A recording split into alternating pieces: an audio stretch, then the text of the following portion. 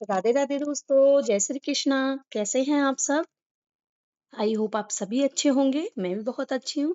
देखिए स्टूडेंट, स्वागत है आपका फिर से आपके अपने YouTube channel Shalini master classes में।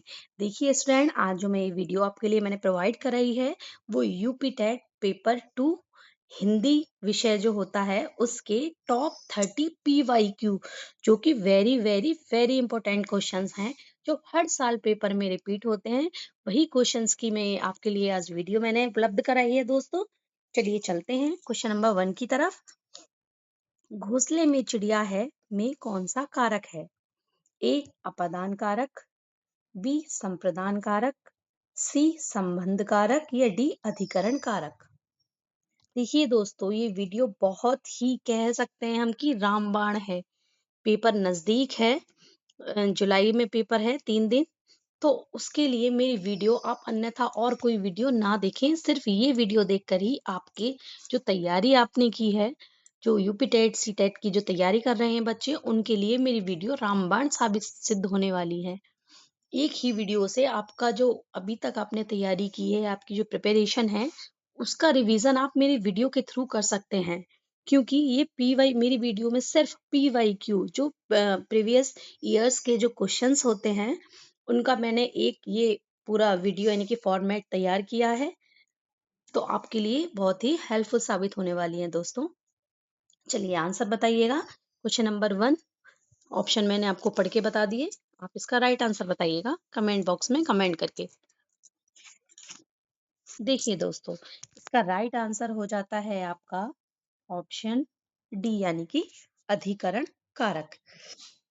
ये एक मॉक टेस्ट की तरह है मेरी वीडियो, फटाफट रिवीजन करते चलते हैं। मैं आपका ज्यादा समय वेस्ट नहीं करूंगी दोस्तों। चलिए क्वेश्चन नंबर 2। कनुप्रिया के रचनाकार कौन है? ए रांग्या राघव, बी धर्मवीर भारती, सी नागार्जुन या डी भगवती चरण वर्मा। देखिए दोस्तों, मैं भी ये है कि आपको एक क्वेश्चन दूं, उसके बहुत आराम आराम से एक एक चीजें बताऊं आपको, लेकिन वो अब समय नहीं है। आपका ये मॉक टेस्ट है, यानी कि क्विक रिवीजन। हम फटाफट क्वेश्चन पढ़ते हैं, डायरेक्ट आंसर करके हम आगे बढ़ जा रहे हैं इस वीडियो में।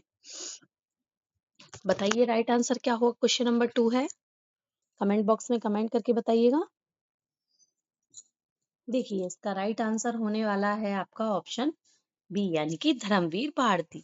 ये question most of year repeat होता है दोस्तों। ज्यादातर हर साल ये रिपीट होते हैं, इसलिए ये सारे ही question very very very important हैं। चलिए आगे बढ़ते हैं क्वेश्चन नंबर 3 की तरफ। कुछ बच्चों को पता ही होगा जिन्होंने पहले एग्जाम दे रखे हैं, यूपी टेट का है या सी टेट का, किसी कारणवश उनका सिलेक्शन नहीं हो पाता, तो उनको मेरी वीडियो जो ये प्रश्न आ रहे हैं उनको आइडिया लग रहा होगा कि हाँ ऐसे ही प्रश्न आते हैं। चलिए क्वेश्चन नंबर 3 है, प्लुप्त स्वर कौन सा है? ए ओम, बी ओम, सी ओम या डी ओम। बताइएगा। ये 4 ऑप्शन है, देखिए सेम है, इनके प्रोनाउंसिएशन में थोड़ा डिफरेंस है। आप बताइए कि कौन सा राइट ऑप्शन होगा क्वेश्चन नंबर 3 का। देखिए इसका जो राइट ऑप्शन है वो है आपका ऑप्शन 3, यानी कि ओम। चलिए आगे बढ़ते हैं क्वेश्चन नंबर 4 की तरफ। प्रयोजन का समानार्थी शब्द नहीं है?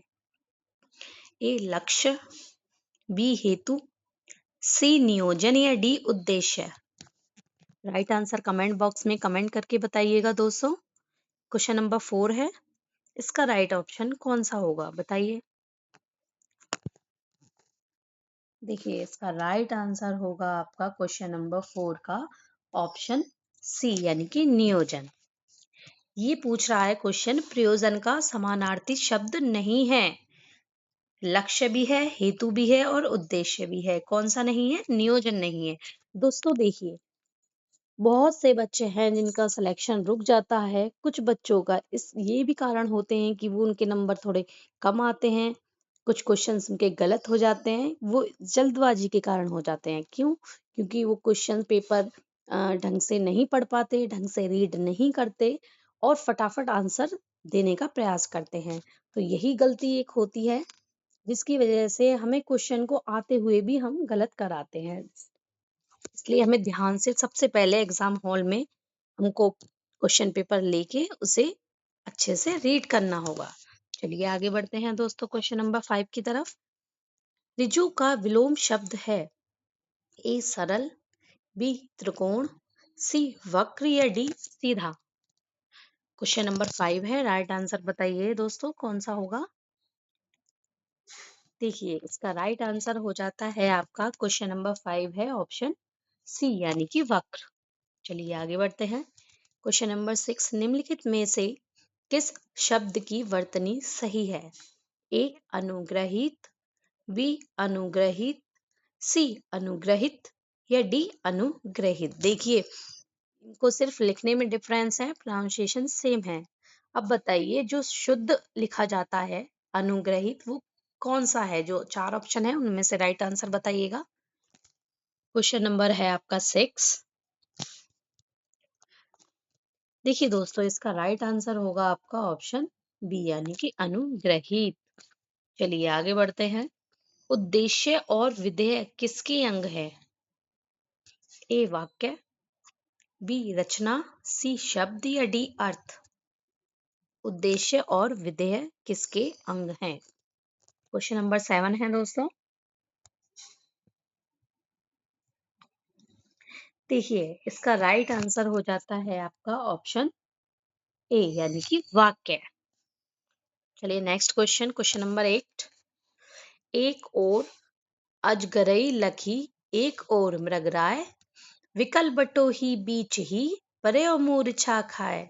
इन पंक्तियों में कौन सा रस है। ए रौद्र रस, बी वीर रस, सी भयानक रस या डी करुण रस। राइट आंसर बताइए। क्वेश्चन नंबर 8 है दोस्तों।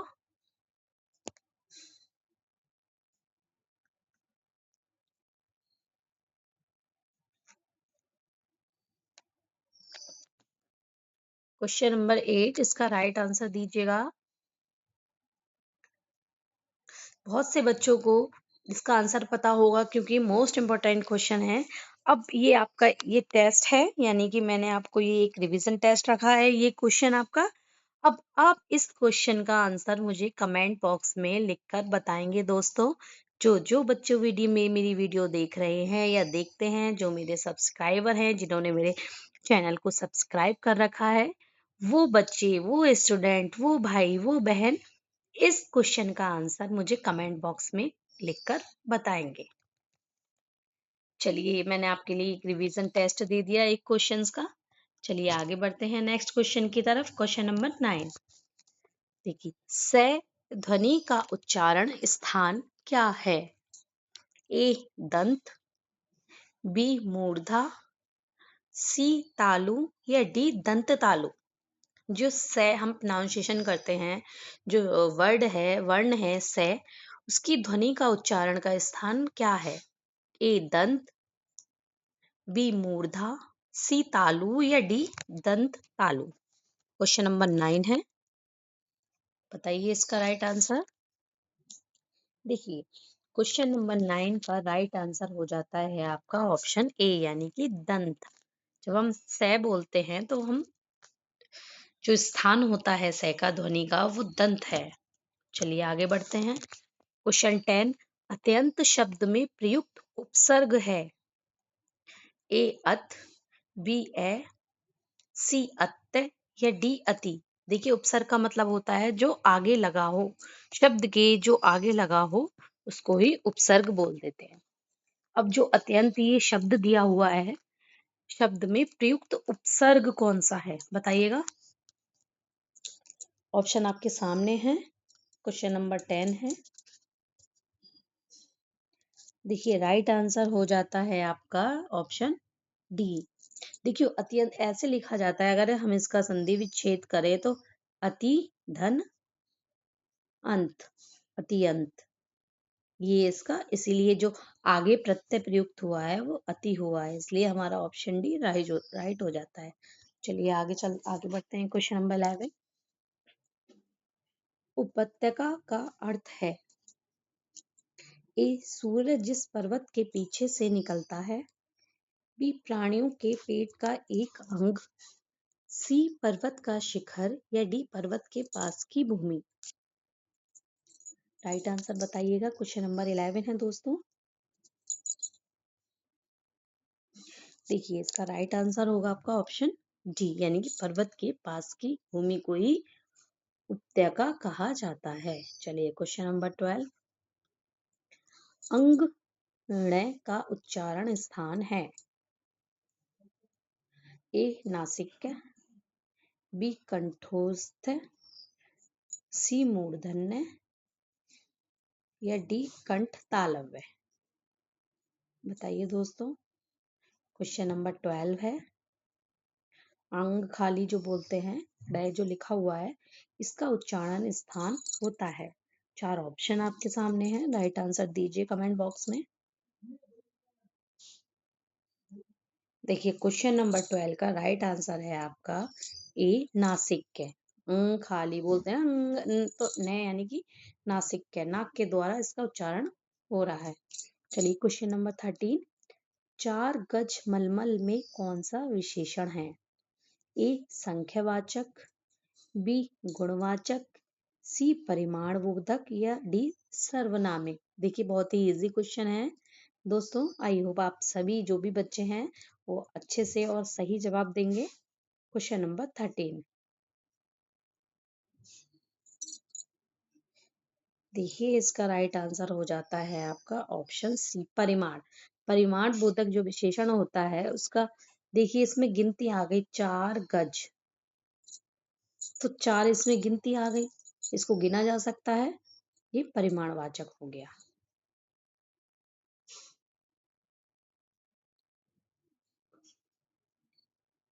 चलिए आगे बढ़ते हैं।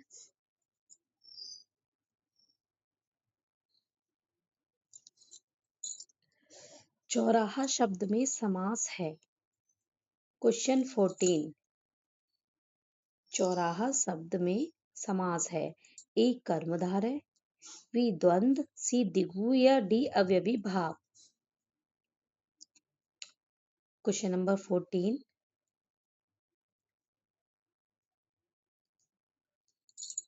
देखिए इसका राइट आंसर हो जाता है तो बच्चों ऑप्शन सी, यानी कि द्विगु समाज। चलिए आगे बढ़ते हैं क्वेश्चन नंबर 14 की तरफ। हिंदी भाषा में कितनी बोलियां हैं। ए 15, बी 25, सी 18, डी 22। क्वेश्चन नंबर 18 है, राइट आंसर दीजिएगा। देखिए इसका राइट आंसर है ऑप्शन सी, यानी कि 18। चलिए आगे बढ़ते हैं। शूद्र का तद्भव रूप क्या है। ए छूत, बी अछूत, सी सूत या डी कोई नहीं। क्वेश्चन नंबर 15 है। देखिए इसका राइट आंसर हो जाता है आपका तद्भव रूप है सी सूत। चलिए आगे बढ़ते हैं क्वेश्चन नंबर 16। आंखों की किरकिरी होने का अर्थ है, ये मुहावरा है दोस्तों, इसका हमें अर्थ बताना है। ए अप्रिय लगना, बी धोखा देना, सी कष्टदायक होना या डी बहुत प्रिय होना। आंखों की किरकिरी होना। क्वेश्चन 16 क्वेश्चन है, राइट आंसर बताइएगा आप। इसका राइट आंसर है आपका ऑप्शन बी, यानी कि धोखा देना। चलिए आगे बढ़ते हैं। नेक्स्ट क्वेश्चन है क्वेश्चन 17। निम्नलिखित में से मौखिक अभिव्यक्ति का रूप है। ए शुद्ध वर्तनी, बी सुलेख, डी श्रुतलेख या डी आशु भाषण। Question number 17। इसका राइट आंसर होगा आपका डी आशु भाषण। चलिए क्वेश्चन 19। भारतेंदु युग में निकलने वाली पत्रिका युग्म है। ए कवि वचन सुधा, हिंदी प्रदीप, बी सरस्वती माधुरी, सी कल्पना ज्ञानोदय या D Navneet Kadambini. Question number 19, right answer बताइए।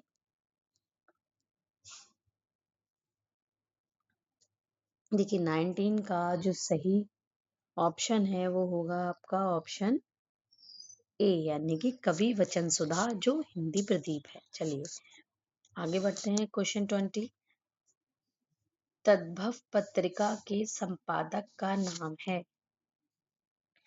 ए लीलाधर जगुड़ी, बी विश्वनाथ प्रसाद तिवारी, सी हरि प्रकाश उपाध्याय या डी अखिलेश। क्वेश्चन 20 है, राइट आंसर बताइएगा। देखिए अखिलेश इसका राइट आंसर हो जाता है। चलिए आगे बढ़ते हैं। क्वेश्चन 21, 12 बरस लो कुकुर जीवे अरु तेरे लो सियार, यह पंक्ति किसकी है। ए विद्यापति, बी चंदवरदाई, सी नरपति नाल है या डी जगनिक। बताइए क्वेश्चन 21।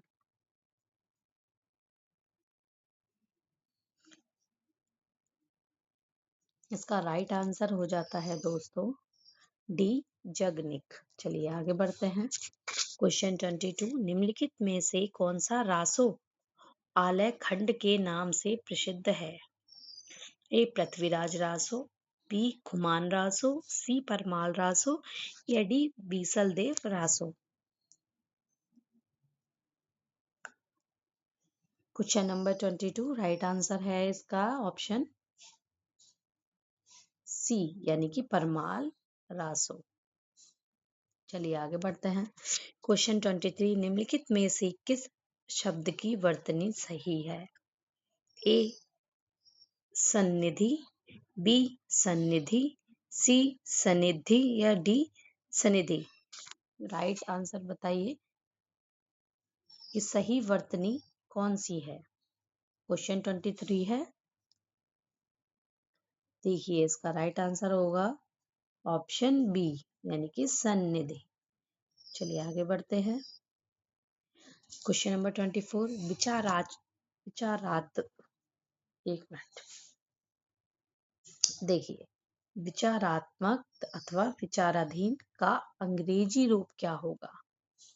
ए under consideration, B under discussion, C under process या D under review. Question number 24 है दोस्तों, राइट आंसर क्या होगा इसका। देखिए इसका राइट आंसर होगा आपका ऑप्शन ए अंडर कंसिडरेशन। चलिए आगे बढ़ते हैं क्वेश्चन 25 की तरफ। देखिए निष्कपट शब्द का संधि विच्छेद है। ए निहिधन कपट, बी निषधन कपट, सी निश धन कपट या डी निधन कपट। निष्कपट का सही हमें संधि विच्छेद बताना है। क्वेश्चन नंबर 25, देखिए इसका राइट आंसर होगा ऑप्शन ए, यानी कि निधन कपट। चलिए आगे बढ़ते हैं दोस्तों। क्वेश्चन नंबर 26 है,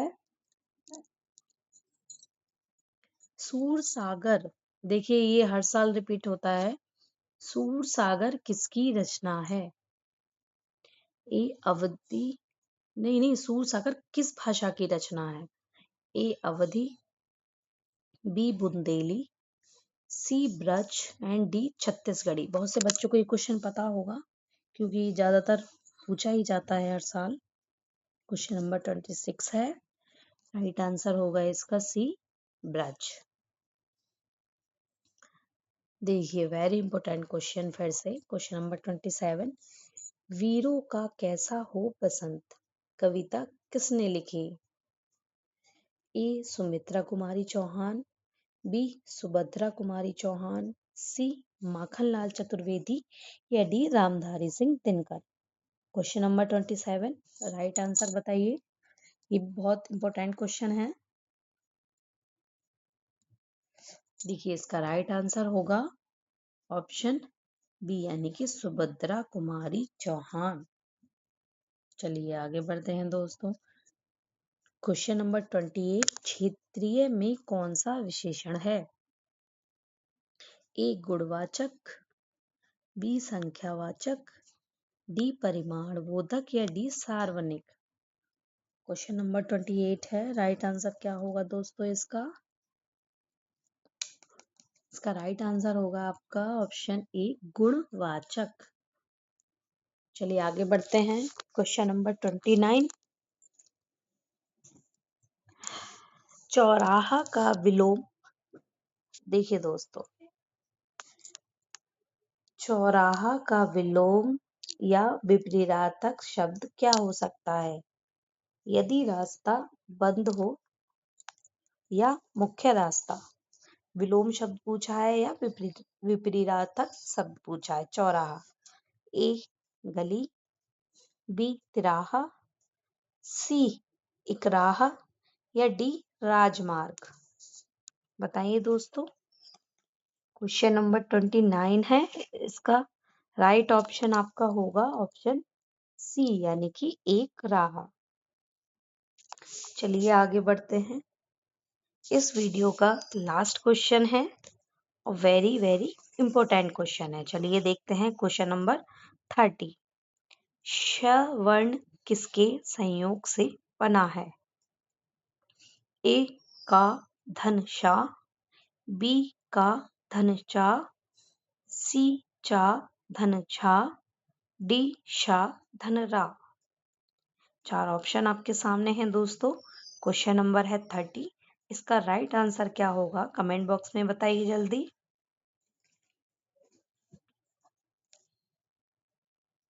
देखिए इसका राइट आंसर होगा आपका ऑप्शन ए, यानी कि का धन शा। का धन शा इज इक्वल टू क्या हो जाता है?